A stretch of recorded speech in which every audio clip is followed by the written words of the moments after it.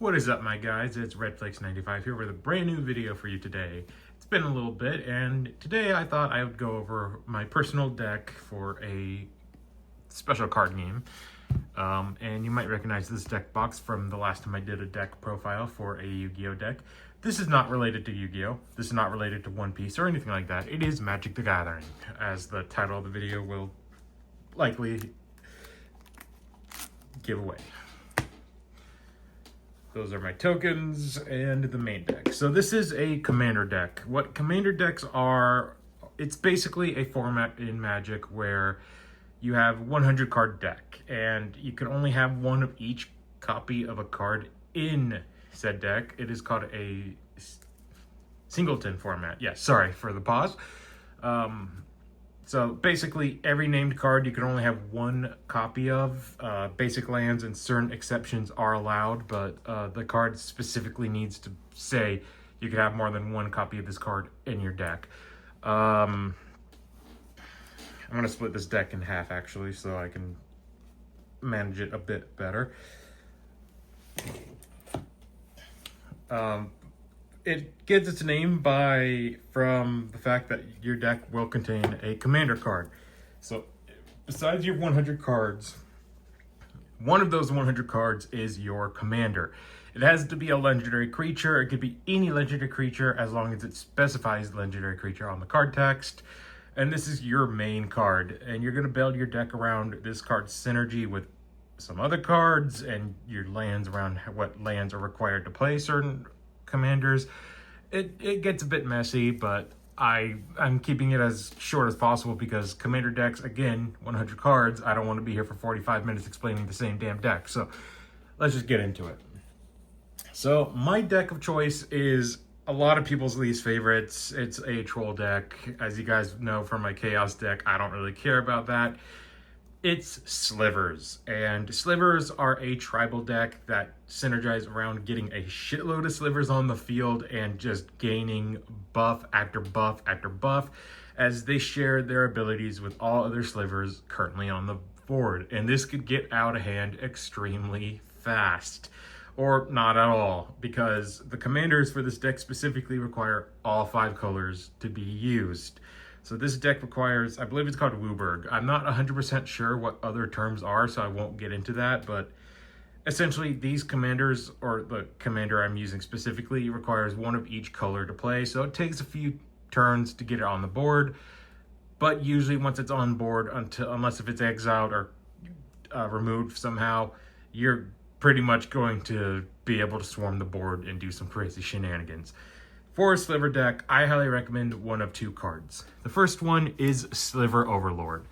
This card costs 1 of each color. It is a 7/7 and has the effect of, by paying 3 mana, you could search your deck for any Sliver card, reveal it, and put it into your hand. It's essentially a tutor on legs. Fantastic effect. Could get a lot of good cards out that you need for your current plays. Not to mention its second effect, tap 3 mana and can control a target sliver. So if your opponent happens to be playing a sliver deck, or you have a card that can allow you to change or give certain creatures a different creature type, this could be very useful also. But it is not as good as what I will be using as my main sliver, the one and only, the first sliver. Same stats, same requirement for the mana. But its effect is different. This card has Cascade. So when you play this card onto the battlefield, you get to reveal the top card of your library until you get a card with a mana value. And if that mana value is 4 or less, you get to play that card on to the battlefield for free. Any card. It could be a creature card. It could be an instant. It could be a sorcery. As long as the mana that it needs to be played is less than 5, you're good. It is not less than and equal to. It has to be less than the card that was originally played. In this case, 5 because of the first sliver itself. However, it gives slivers the same ability. Unlike Overlord, where it's kind of set in its own ways, Cascade is given to all other slivers, including ones just played on the field. So if you're lucky enough to get a sliver that's, say, 3 mana, you could Cascade into another sliver after that, and it could keep going and keep going. It's insanely powerful. If you do Cascade into a non-creature card, say sorcery, and it cost less than 5, you could still play that, but you won't get the cascade benefit. But that's still incredibly powerful, and there's a lot of good cheap cards in this deck to allow me to cascade into something really helpful. This is also a 7/7 body. You can't beat that. 7/7 is insanely good, and these are both amazing. I run the first Sliver as my personal commander, as it's probably one of my favorite creatures. And you know I had to get the special edition cards. Like, this is something straight out of an Alien movie or a VHS tape, and this is like a comic book. I love this so much. So nerdy. And now, time for the creatures. I believe I run, besides these two, including these two cards, I run about 41 creature cards.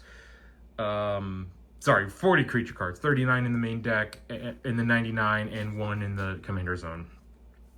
First up, Morphon the Boundless. For 7 generic mana, this card is a shapeshifter, meaning it counts as any creature type. In addition to that, when it's played, choose a creature type, and I can use this card to reduce the cost of all creature types of that type by 1 white, blue, black, red, and green. And this is not once per turn. If I get this on the field before one of these guys, I could essentially play this guy for free without paying any of the mana cost, because that's what his ability is, and I could do that with all the other Slivers in my deck. On top of that, it gives creatures of that type +1/+1. Specifically other creatures, not itself. But it's still a 6/6 body. That's really good, and I love this thing. Birds of Paradise, just 1 generic green, and I can tap this for any color. Super powerful. Bloom Tender, tap for each color among permanents you control, add 1 mana color of that color. So what this card specifically means is, say if I have a creature of every single color, this could be tapped for 1 of each of those. Not my pick of 1 of them, but each of them. Say I have a blue, a black, and a green creature, or a permanent. I tap this, I get a blue, green, and black mana added to my mana pool. It is extremely good card, and I love it a lot for that reason, and that's why I run it. And obviously I'm not going to say, like, I run 3 of these, I run 2 of these, because it's singleton. There's only 1 of each card, so we're not going to say that. And I'm going to go very briefly over the effects of all these Slivers. Just remember, Slivers give their effects to other Slivers. So I'm not going to be saying that, because that'll be redundant, and we're already at 7 minutes. So let's get right into it. Sliver Legion, 1 of each color, 7/7, and gives all Slivers the ability to gain +1/+1 for each other Sliver. Extremely powerful. Sliver Queen. This is a proxy, but I do own the legitimate copy somewhere else. I just didn't want to run it in this deck specifically. But Sliver Queen, for 2 mana, allows you to create a token and treat that token as a 1/1 Sliver creature. Pretty helpful for certain strategies. Sliver Gravemother. Ignore the legend roll, and it basically could copy a creature from the graveyard, I believe. So Encore. So basically, you get to target a card in your graveyard, and then for each opponent playing, because this is a multiplayer format, you get to create a copy of said creature for each opponent. So you can have potentially 3 or 4 Sliver Legions if it's in your graveyard. It could be really useful. I'm actually tempted to remove this from my deck, though. It's not really the best Sliver, and I don't think I've ran it more than 1 time. Hive Lord, Indestructible. Cloud Shredder Sliver, haste and flying. Lava Billy Sliver. I'm just gonna mow through the cards because I don't have that much time to make these, give every description, you know. But deals damage. It gives life, card draw, and it does have Defender, but if you can pop that off the field, you're good to go.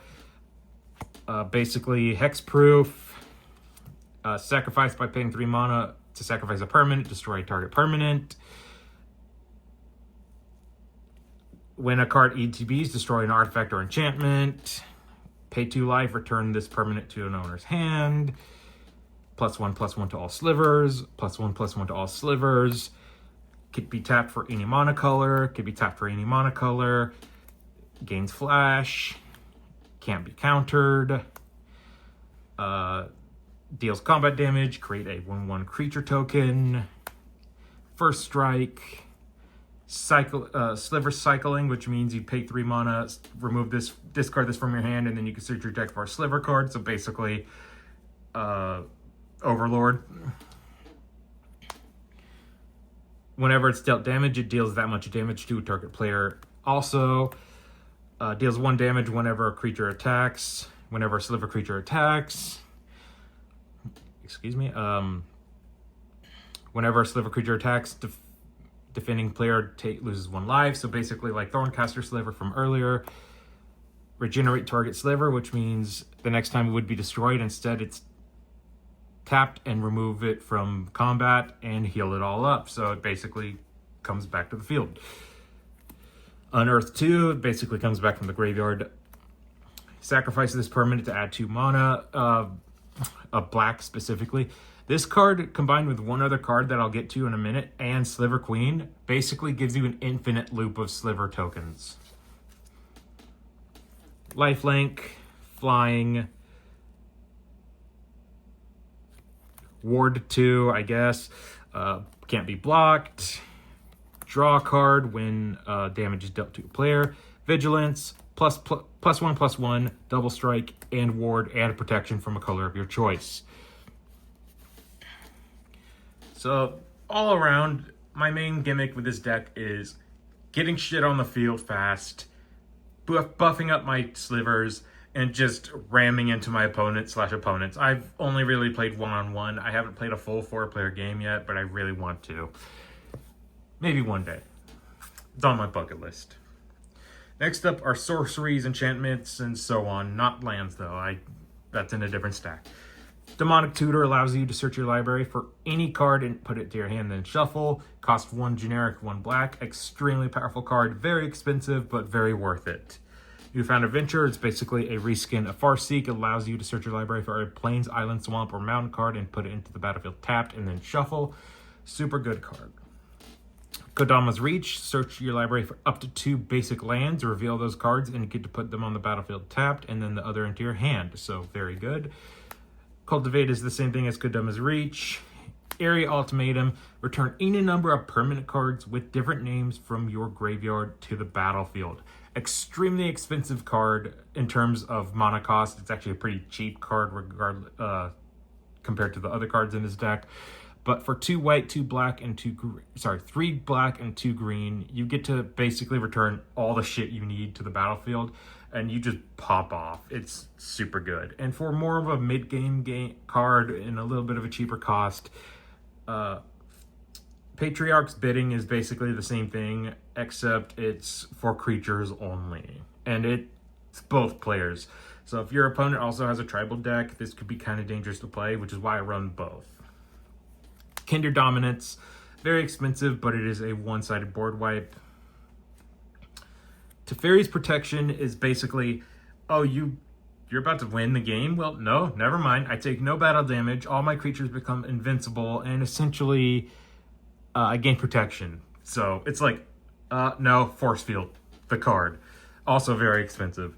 Sword to Plowshares, exile target creature, and the controller gains life equal to that power. Great for popping an annoying card opponent has on the field, or creature, sorry. Or if you need a very quick heal and you don't really have any other choice, you could just use it to pop one of your cards and gain a shitload of life. Enlightened Tutor, this card lets you search for an enchantment or artifact, reveal it, put it to the top of the deck, and then, reveal the card, shuffle, then put that card to the top of the deck. Worldly Turd. God, I can't. Did I say Worldly Turd? Oh, that's not good, but I'm keeping that in. That's funny. Worldly Tutor is the same thing as Enlightened Tutor, but instead it's for creatures. Could be countered, but also pretty damn useful. Soul Ring, everyone knows the Soul Ring. Arcane Signet, everyone knows that. Urza's Incubator, which reduces the cost of creature cards by 2 of the chosen type. This is a Chromatic Lantern. It can be tapped for any color, and all lands you control now count as any color. Coat of Arms, it's basically an artifact version of Legion, Sliver Legion, which is a +1/+1 for each creature of the same type on the field.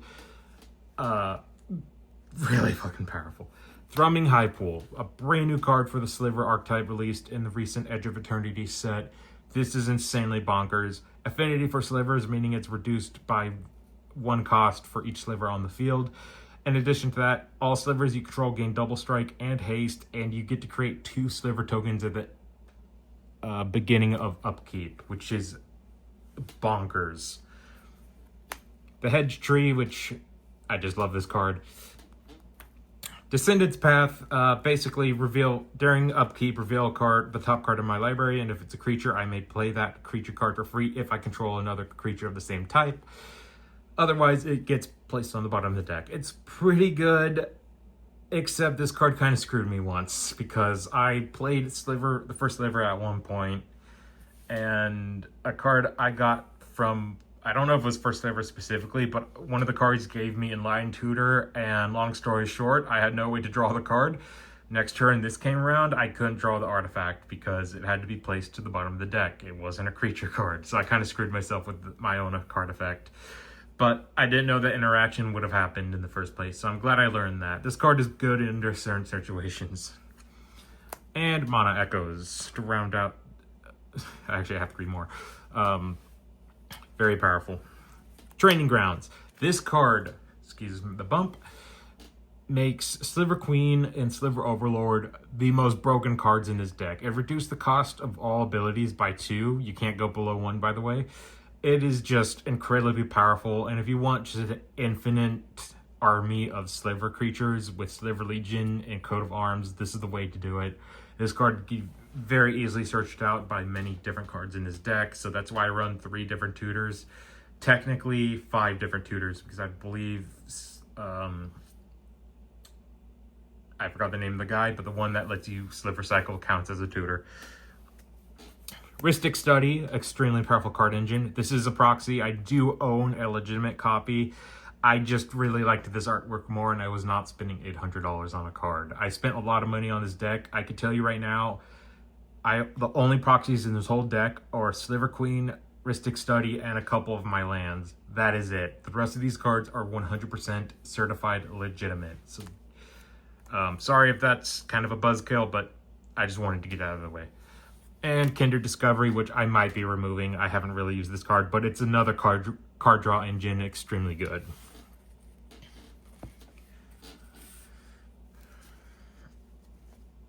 And now for lands. I run 37 lands, as I feel very comfortable with that amount. I have Sliver Hive, which this card went up in price after that Hive pool came out. This was like a $20 card when I originally bought it.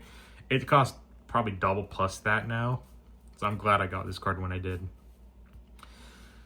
Add 1 generic to your mana pool, or add 1 of any color to spend on a Sliver spell, or you could pay 5 to put a 1/1 Sliver creature token into the battlefield, which is not really that useful, excuse me.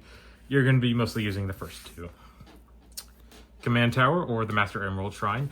I got 6 of these Sonic the Hedgehog, whatever you call them, Sacred Layers, and I didn't get a single Lotus Petal. Chaos Emerald. I had really bad luck. Path of the Dead, or Cavern of Souls. Anun, I can't pronounce that. Reflecting Pool. Lord of the Rings is one of my favorite film trilogies, or sagas ever, so well, I guess the original trilogy, yeah. They're one of my favorites. I got this for that reason.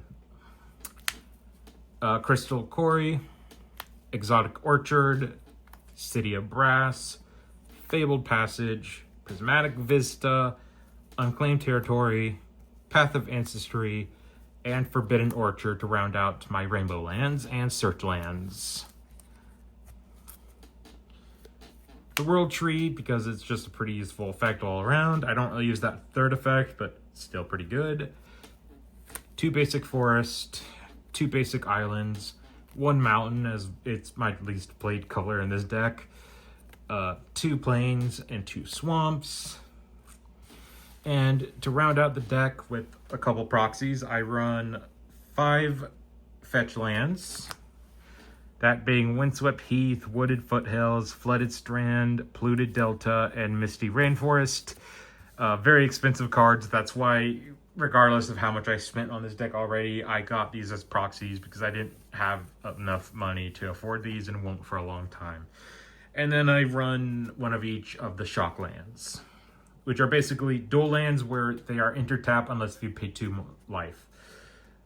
Hollowed Fountain, Watery Grave, Blood Crypt, Stomping Ground, Temple Garden, Godless Shrine, which is my favorite name for a card ever. Steam Vents, I just really like the name. Sorry, I'm edgy, I know. Overgrown Tomb, Sacred Foundry, and Breeding Pool. Out of all of these, I think the most useful, without question, is Breeding Pool, because green is very common in this, very powerful in this deck. And I'm sorry, I'm still going to give it to Godless Shrine, because the white and black cards in this deck are also extremely damn powerful. If you couldn't tell, those are my 3 favorite colors in Magic, so I'm sorry, not really. So that is my Sliver deck. Keeping this under 20 minutes is pretty good. I'm really happy with that. I think it's technically shorter than my other Yu-Gi-Oh deck list. Overall, this deck was really fun to put together, extremely expensive. And if you guys want me to do a video where me and a friend go one-on-one for a video, let me know. That would be kind of fun to do.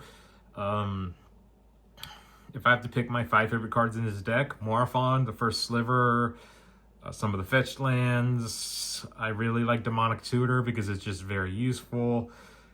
And Training Grounds, because that could start a lot of powerful engines like Overlord's ability and Queen's ability, and just swarm my battlefield with a shitload of Sliver tokens that Sliver Legion and Coat of Arms just buff the rest of my party for. It's insane. Before I even got Coat of Arms or something like that, I think the most I did was Infinity. I got an Infinity combo off with this strategy, and that was before I got Basil Sliver. Really fun deck. I really enjoyed putting this together. Thank you for watching. I think I repeated myself 6 times, but I'm freaking tired, and I'm day 3 of a 1-week vacation. My brain is still dead.